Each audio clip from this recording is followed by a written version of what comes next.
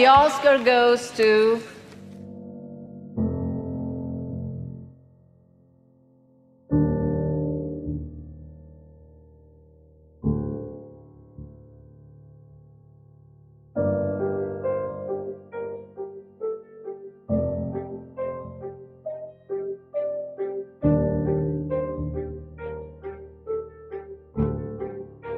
You have to make sure Sweets don't find out about this.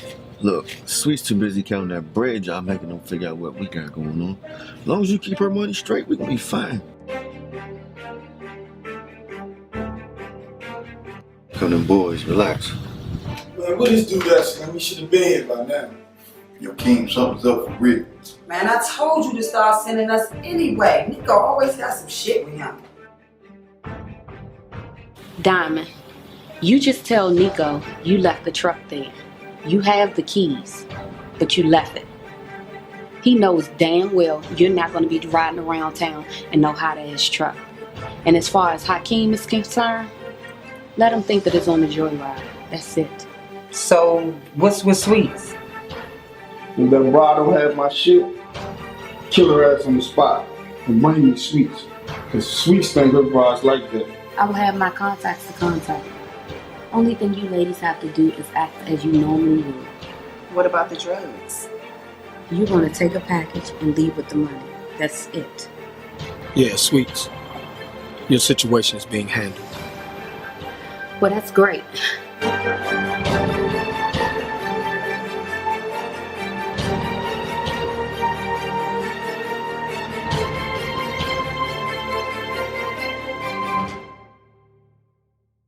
So what you need? Sweets was up. We just saw her not too long ago. I want you to kill her. Maybe I need to come down there and make sure you're straight. I'm good. You just keep feeding me, baby, and we'll both be good.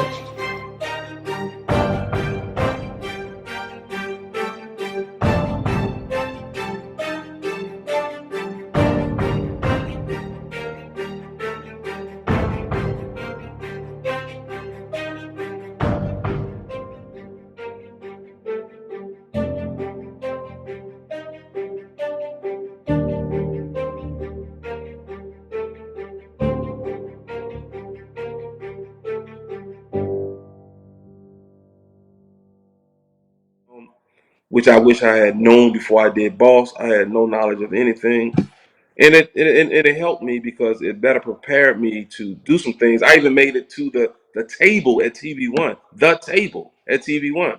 And just by meeting Smith, who was in charge of TV1 at the time, that's what made me do the documentary. That's what made me go towards the true crime direction because she said, Mitch, I understand you did Boss. You might did Boss too, but our audience don't want that. They want what they want you. They want do she said you and watch how you get recognized. So that's when I started working on the documentary. Next thing you know, man, I started getting calls from television producers and I started getting calls from everywhere. This is when I started appearing on all those different shows and documentaries.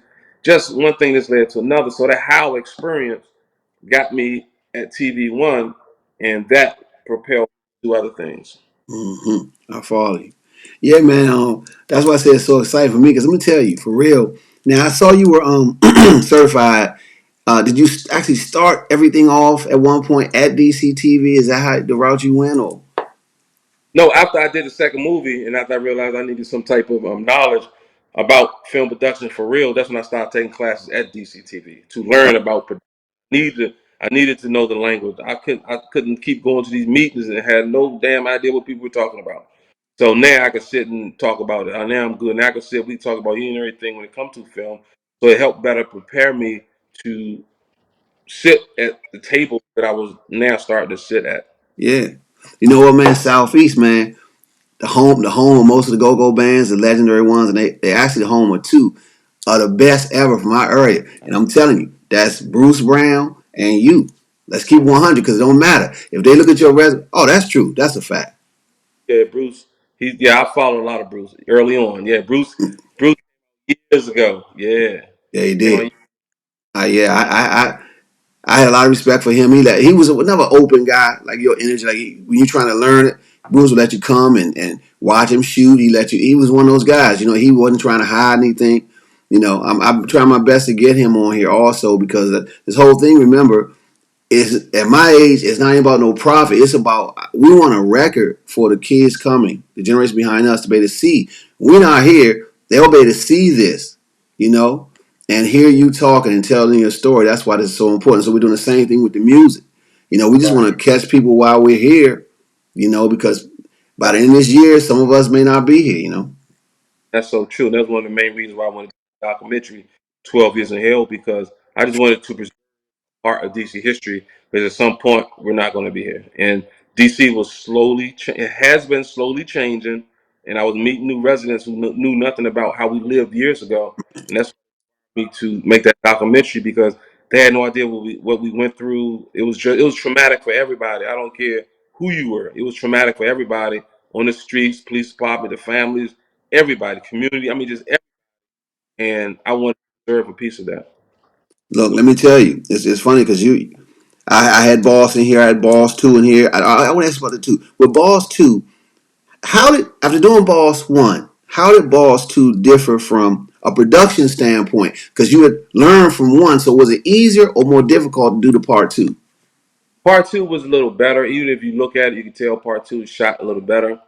Even though and I did it with a different camera because I knew I had to upgrade, you know, somewhat. Boss 2 looks better, and I was still learning the process. That was very important to produce it, and I really wanted to jump out there because at first I didn't want to do it, but so many people from outside of I was in to do Boss 2 from the comments and getting contacted by people outside of DC. I'm getting contacted by people in other parts of the country who fell in love with characters in the movie, and they was like, "Man, you have to do another one. You have to do another one." And the people here, of course, they wanted to do it, but I really wasn't even paying attention to the local people because I was ready to move on and do some other stuff. But I'm like, hold on for a minute. People in Arkansas, Texas, Wyoming, Utah. I mean, people were reaching out, and I'm like, damn, I gotta do it. No, I have to do a Boss too. On the set of Boss 2, melting like a popsicle. I know that's right. It's your man Eddie Kane, man, on the set of Boss 2, man. Very appreciative to be a part of the project. Salute you. CC from Boss 1 and in Boss 2. We out here filming, just got off set, and it's hot as a mug out here. I'm sure ain't no boo holding it down like whoa, aka Nikki. Shout out to my whole Boss family. I'm in Boss 1 and Boss 2. Peace out. Hey, I'm Love, one of Melvin Hoes out here on the scene of Boss 2. Boss 1, we about to do this. What's up, man? It's your man Cuddy coming at you from Boss 2. Also was in Boss 1. Your man Melvin getting these hoes straight. And it's Keita. I'm in Boss 2, loving it. First time. I'm here with the rest of my prostitutes and we doing our thing in this hot ass heat. Shout out to my Boss 2 fam. It's Taisha, aka Desire. I know one more time if Melvin come after me, I'ma blow him up. Maniac Jack, I rip a bro from groin and throat, so I cope slow, the lyrics, I kick the beats and no joke. I'm kicking it hard, coming hard from the SE, Southeast. You know that's me, it's the SE, and I'm out. Hey, good people. Thank you for being with us on the set of Boss 2. Scene 21 is down in the books. Yes, Sweets is coming. Her men is coming. Hakeem and his men and whoever else out there have to watch out. I'm not playing any games. Enough is enough. All of y'all little girls, sit it down. I'm back. What's happening? We out here, Boss 2, splashing it everywhere. Let's get it. What's happening? Boss 2, in full effect. We in the city. We making history. Boss 2, me and Sweets, we got something planned for Hakeem. Me and my homeboy Zeke, be on the lookout. What's up, y'all? Making the Boss 2. I'm Big Diesel. Man, this is gonna be the best movie in the DMV, coming out anytime soon, man. Sweet's got her plan going on. Hakeem better watch out, cause we got her back, no doubt. It's Sean, I play Officer Gee in Boss 2, the movie. Never Dead Rapping, shout out to Mitch. Great job, shout out to the cast. Straight out of Boss 2. getting it. Reggie, let's do this. Man, hip hopper, hip it to the hip it, hip it hopper. You don't stop it rocking to the bang bang boogie. Up jumps the boogie to the rhythm of the boogie to beat. And now what you see is not a test. I'm a rap Tank to the beat. Boss, we had to cut him off there. He ain't paying that money, so y'all enjoy. Doing the movie for Boss 2. Congo, Hakeem nephew all day in the paint. Hakeem, Boss 2, coming soon. Peace. So I said, let me do it. And I just jumped out there and did it, man. And because the response I was getting from people was overwhelming, regardless how it wasn't shot like it was in Hollywood. It didn't, all that stuff didn't even matter. The fact that I put it out there was enough to let people know that, maybe this cat is serious about, what he wants to do. And I was very sure I wanted the opportunity. So people ain't giving me an opportunity, so I created my own. Got you on that, bro. I got you. Here's my thing. Now, that 12 years in hell, man, that was an incredible piece. And my thing is, man, 2 hours of it was deep. And my thing I want to ask you, what really pushed you to bring that to fruition? Because when I watched it, I'm looking at it like, man, it was one of the most in-depth things I seen touch on. That culture during that time with the drugs and the chase for the money and the violence I've seen, man, about our area. We know it's happened across the country, but we're still unique in a way, being close to the White House and all that. So yeah, what pushed you to do that, man? I mean, we were being erased. If you notice, DC starting from 2000, it slowly started to erase us, and with that, it started to erase part of our history. Even as years were moving on, they were even trying to erase Marion Barry. It's just that part of the go-go. They were trying to really the new residents of DC were really they were doing it on purpose. Just the politics of DC, everything was changing. It was being erased. So I said, I'm gonna create a piece that can never be erased. I don't care how whitewashed DC look in the next 20, 30 years. God damn it, this documentary is gonna show how DC was at some particular point. That's why I got raw footage as I could. I got people who were going to be honest, be raw, be real. I made sure no one said anything that's going to hurt them. I made sure I didn't put certain people in it who I knew they would go after. So I wanted to be real, I wanted to be raw, and I wanted to be in depth as far as what people actually experienced from the families, survivor victims, the guys who committed the murders, a couple of guys committed the murders, guys who were selling the drugs, doing the robberies, and also guys from the community, guys from the police department. I just wanted all different angles and aspects of everyone in the community because I seen so many documentaries that was always one way, one-sided. I wanted to be 100 from all perspectives and just put it out there, and that's what everybody did. Everybody told their truths.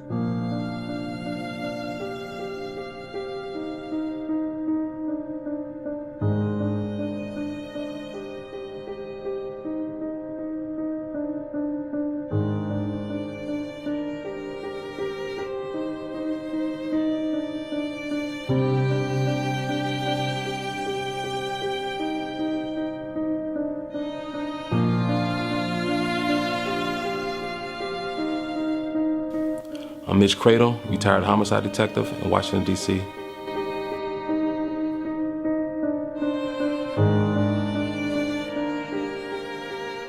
I was on the police department for 29 years. 27 of those years I was a detective. And 23 of those years I was in the homicide unit. Today, I'm a filmmaker, still based here in Washington, D.C.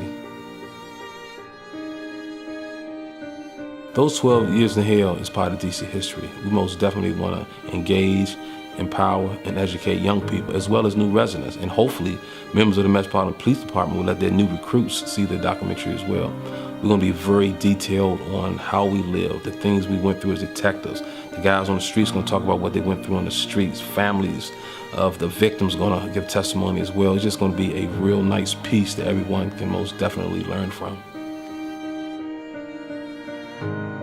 The guys on the streets back then were much different than the guys on the streets today. We arrested some of the most notorious killers in DC history during that 12-year period.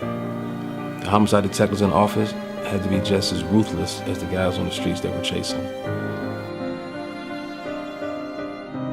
The blue room's like a boxing ring. The blue curtains, they were the ropes. Suspect versus homicide detective. Back and forth for hours and hours and hours of interrogations. And one thing about the blue room, the veterans, as a young detective, if you couldn't go in there and get a confession, they got rid of you. So as a young detective, we had to prove ourselves. That blue room was basically the shrine of the office. You had to go in there and get a confession. When crack cocaine arrived in Washington, D.C. during the mid-'80s, that is what led to 12 years in hell.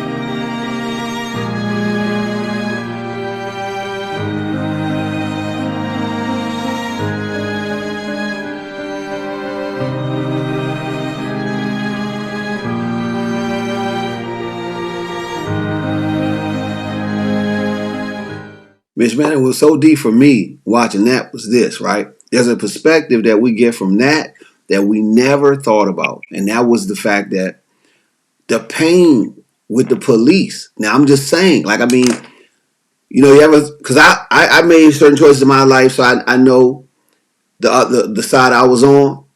And I'm saying, I respect, what people don't know is that the whole thing with codes, even all the way down to like ratting or snitching, is my perspective. That's in every brotherhood or sisterhood, be it law, be it streets, be it corporate, whatever it is. NFL, NBA, they have what they have. So I'm saying that sometimes we can only see our own lens. But see, when I watched that, man, it was a blower because we see how the dynamics of what was going on with the drugs itself and the environment and some of the, I like to say, the whole chase for money. Man, everybody really, Mitch, got screwed. Everyone got screwed. Everyone was affected. Everyone. Yeah, I mean, everyone was affected. I mean, guys on the streets were dying. We were dying. Families were losing people. Everybody was. That's why I did a documentary. That's why, because everyone, all the guys who were in law enforcement in the documentary, they wouldn't have interviewed. No, I know a lot of guys. Most of the people I talked to who were in law enforcement. They're not getting on no camera. You know, they're not going to do it. Trust me. Even still today, they're not going to do it. So I asked them. I said, "Look, man, I just want y'all to be real, be as honest as you want. Let people know what we went through. Also, this era was traumatic for everyone, and that's why I wanted to do documentaries the way we did it. And that's like even with the guys who are in prison. I want y'all to talk about that prison experience, man. Be real about how you felt. Be real about what you did." And I was just thankful that everybody was truthful, man. No one said anything to incriminate themselves. It was just heartfelt, and I was just honored and appreciative that everybody, even the families, talk about their loved ones. You know, the first person, Shamika, when she talked about how she was 10 years old when her mother was murdered. Now she's 3. I mean, just people, just honest, man. And that's why I really respect every last one of them who participated in that documentary. And then once I put the documentary out there, I get calls from a whole bunch of other people. Come on, man, you got to do a part 2. I want to be in it. I want to tell my story. And it just led to a lot of people just trusting me, wanting me to tell their stories. And I most definitely appreciate that.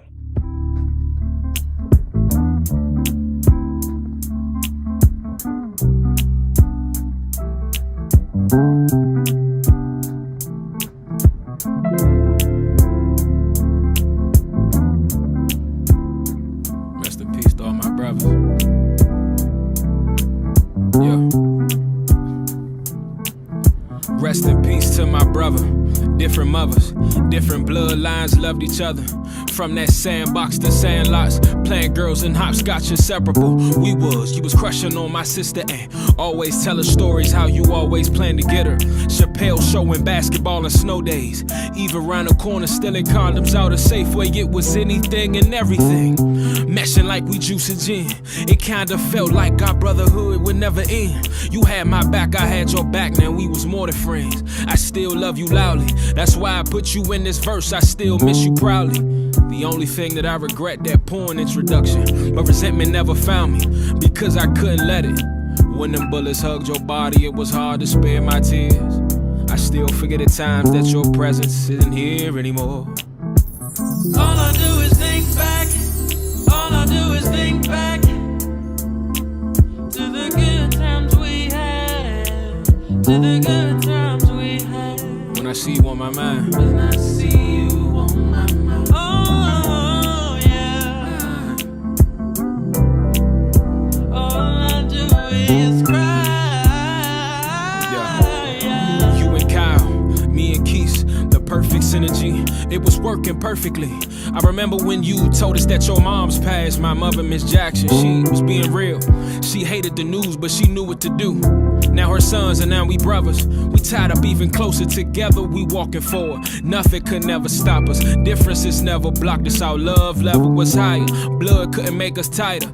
I seen you and Cal touring, not sure if you knew that. I seen y'all was on the way, but death came between that. The morning when you passed away, I was 10 minutes away from rocking the stage. The people in the hundreds, but it's my first time on this bigger platform and sharing all my rap songs.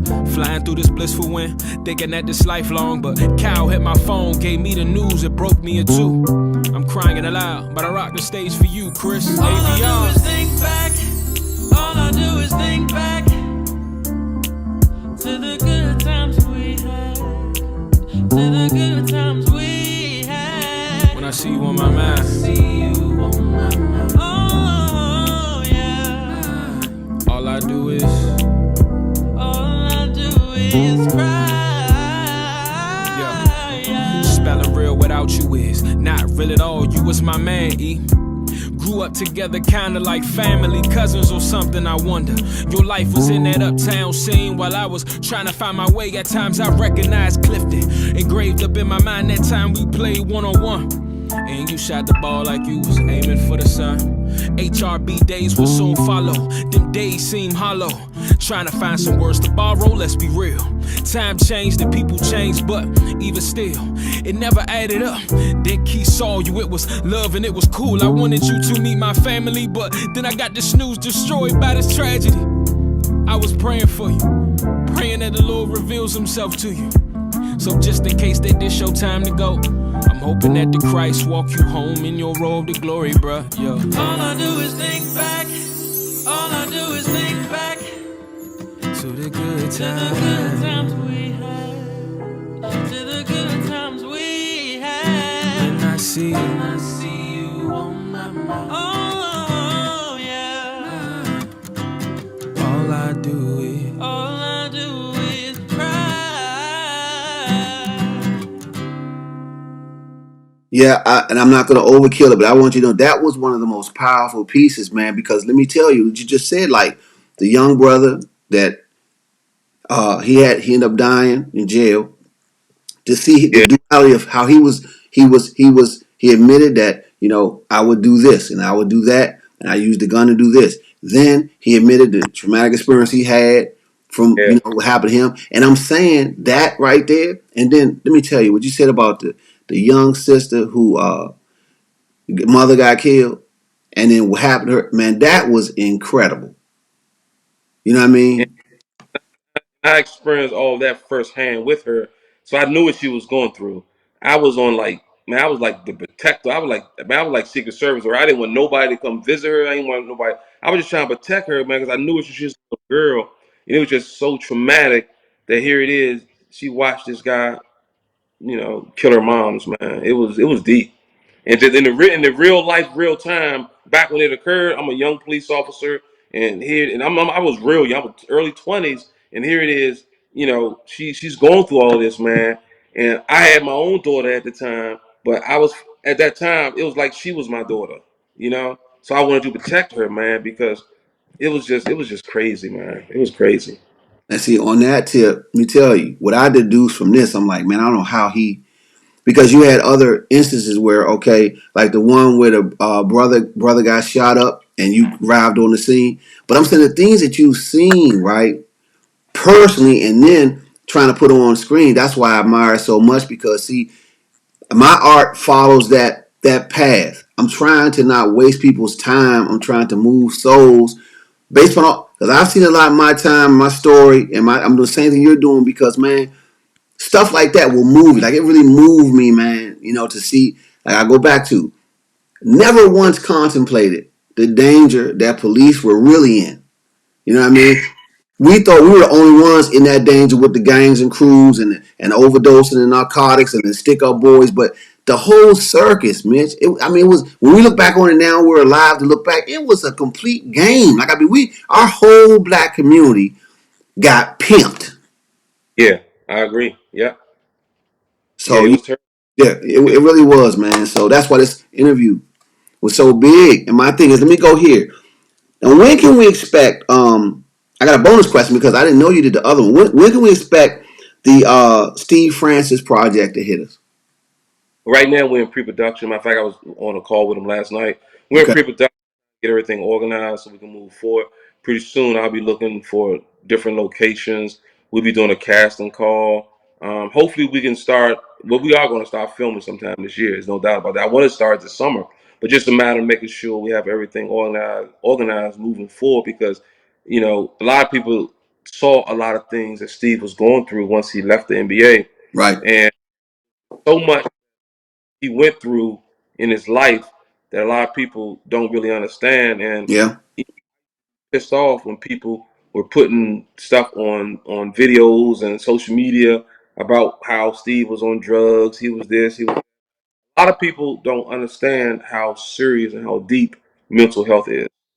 They have an idea. So this film most definitely is going to be a wake-up call to a lot of people in the industry as far as athletics, when it comes to young people, the things they go through to get to where they are once they make it, and just the pressure, the life. Yeah, okay, he was rich, but you have no idea the sacrifices he went through in his own personal life to get to that particular point. And you could be so traumatized when you're young. When you get older and the air goes out of the ball, the air goes out of the football, your life changes, or something dramatic happened in your life, you'd be surprised how much, so much that went on through your how you're being raised and just the situations you lived in, how a lot of that, it affects your life as an adult. Even us today, we start thinking, we start going back, so much is still there, man. That stuff never leaves. And some people, it hits them differently. You know, it hits him differently. So we're going to be a straight up honest film about his life. It's going to be it's going to be a real good story. Everybody knows Steve Francis, NBA All Star, but do you really know him? Steve Francis from the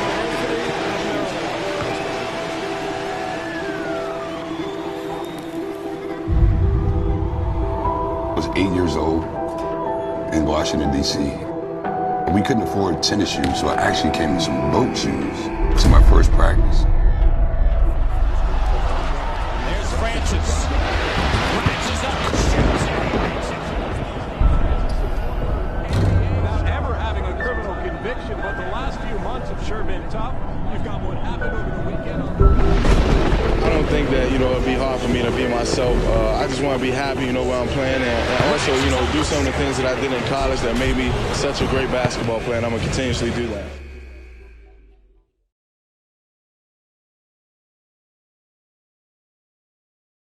That little kid that had all that suppression while he was on the NBA basketball still had to play by those jail rules. Did it get out of control sometimes?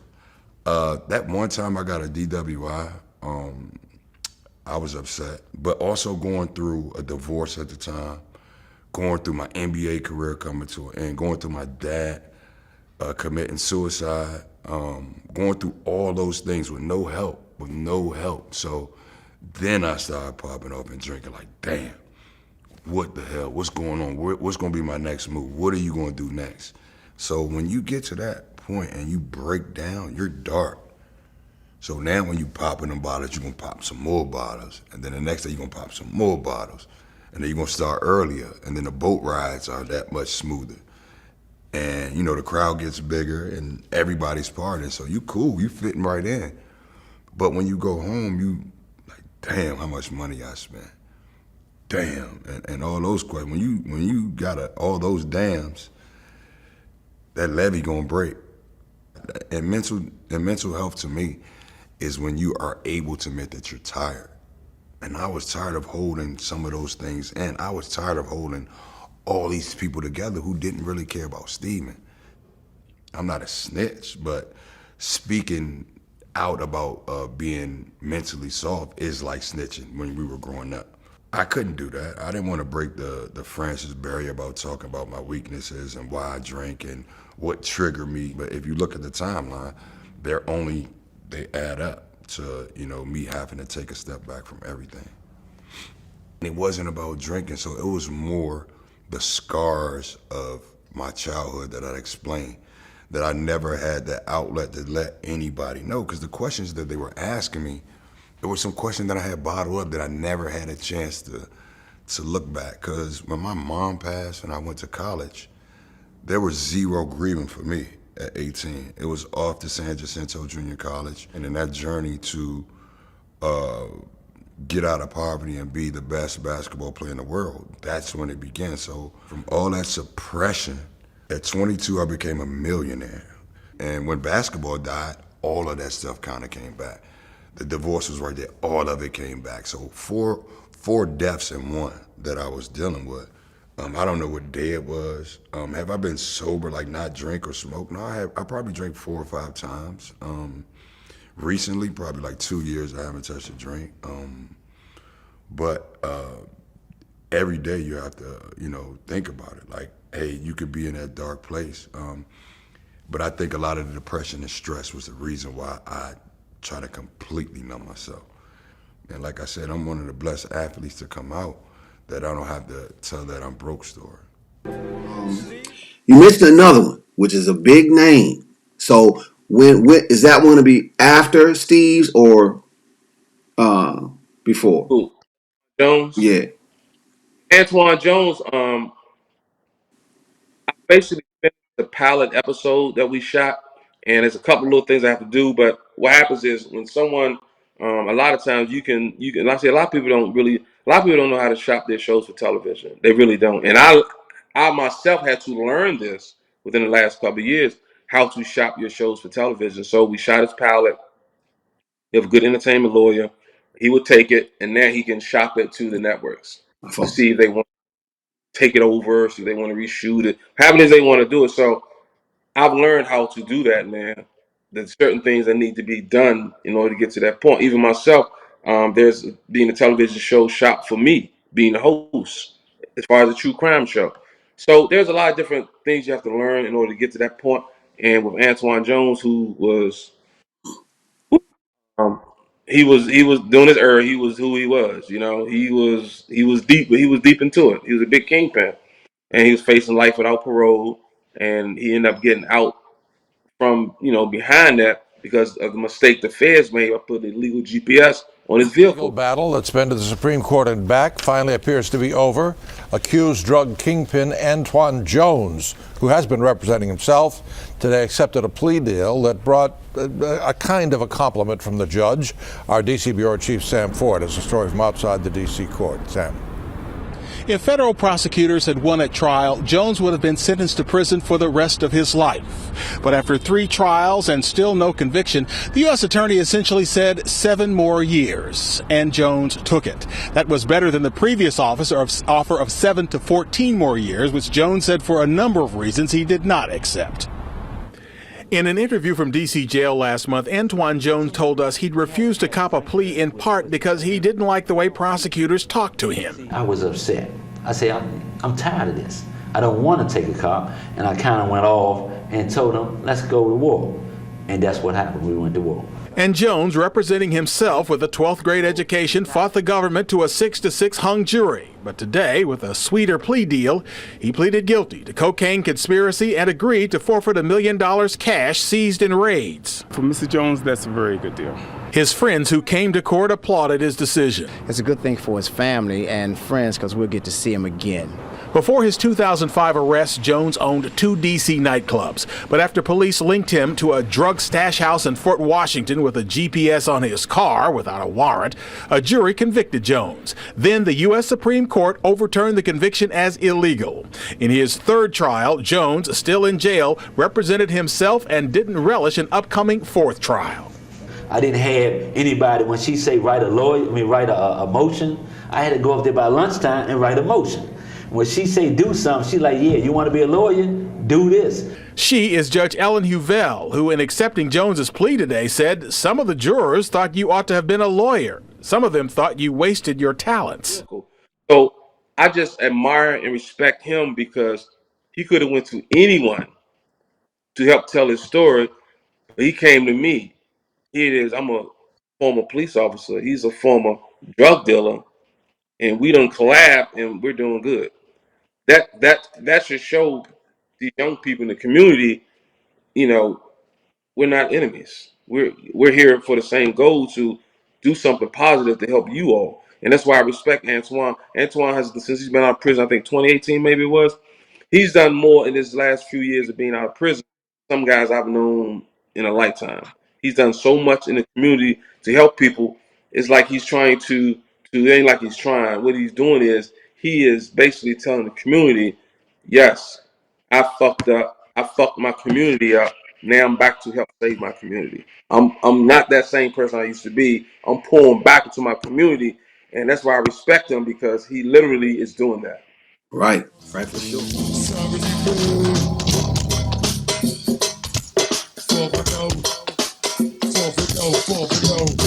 By the power of Grayskull.